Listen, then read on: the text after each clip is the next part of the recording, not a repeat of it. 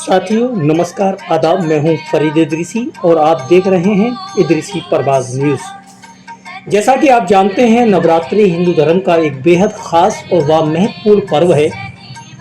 देश भर में ये पर्व वर्ष में 2 बार मनाया जाता है।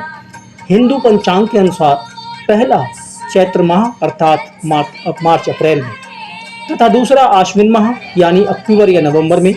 इस समय शारदीय नवरात्र के पर्व का अवसर है। वैसे शास्त्रों और देवी पुराण के अनुसार 4 नवरात्रि होती हैं, जिनमें से 2 गुप्त नवरात्रि कहलाती हैं। नवरात्रि शब्द संस्कृत शब्दकोश से लिया गया है, जिसका शाब्दिक अर्थ होता है 9 रातें।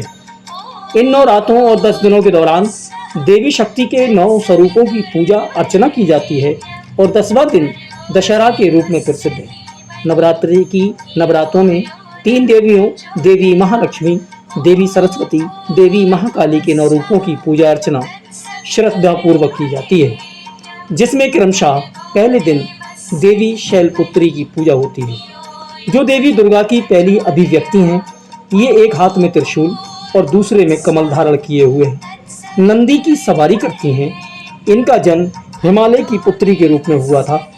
संस्कृत में शैल पर्वत को कहते हैं, इसीलिए इन्हें शैलपुत्री के नाम से जाना जाता है।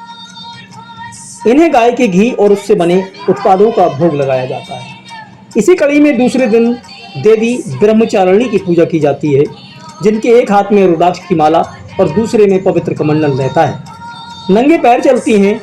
उल्लेख मिलता है शास्त्रों में कि ये स्वरूप देवी पार्वती का है, जो भगवान शिव को प्रसन्न करने के लिए ध्यान में लगी हुई थी। इन्हें शक्कर का भोग अति प्रिय है।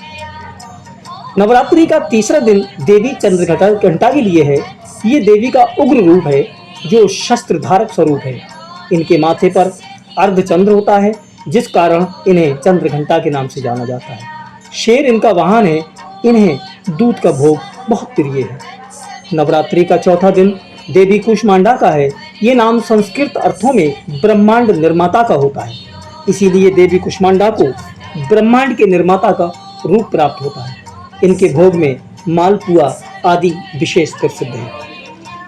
और 5वें दिन स्कंद माता के पूजन को समर्पित रहता है, जिन्हें कार्तिकेय यानी स्कंद की माता के नाम से भी जाना जाता है। ये 4 भुजाओं वाली हैं, जिनकी 2 भुजाओं में कमल के साथ पवित्र कमंडल और अन्य 2 में एक घंटी धारण करती हैं। इनकी गोद में भगवान कार्तिकेय बैठे हैं। इनके पूजन में इन्हें केले का भोग बहुत प्रिय है। छठे दिन देवी कात्यायनी को समर्पित है, जो देवी शक्ति का ही एक रूप है। इन्हें युद्ध की देवी के रूप में जाना जाता है। उनकी 4 भुजाएं हैं और तलवार लिए हुए हैं।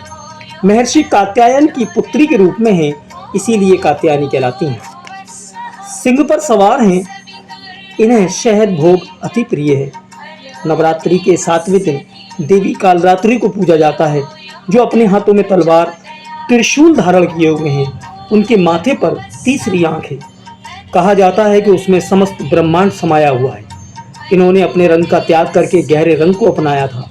इन्हें गुड़ का भोग लगाया जाता है।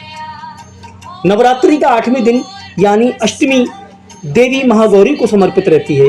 ये 4 भुजाओं वाली हैं। वृषभ या सफेद हाथी पर सवार हैं। उनके हाथों में त्रिशूल और डमरू है।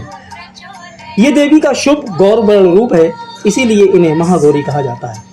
इन्हें हलवे का भोग लगाया जाता है। नवरात्रि का 9वां और अंतिम दिन देवी सिद्धिदात्री के लिए समर्पित है। इन्हें 4 भुजाओं वाली देवी के रूप में प्रदर्शित किया गया है।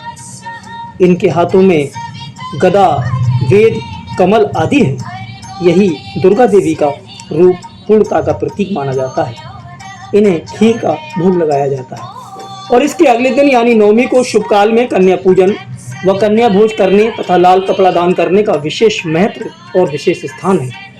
इस प्रकार धार्मिक ग्रंथों और देवी भागवत पुराण के अनुसार नवरात्रि के 9 दिन व्रत रखने से माँ देवी के प्रसन्न हो जाने के कारण सभी प्रकार के कष्टों से मुक्ति मिलती है।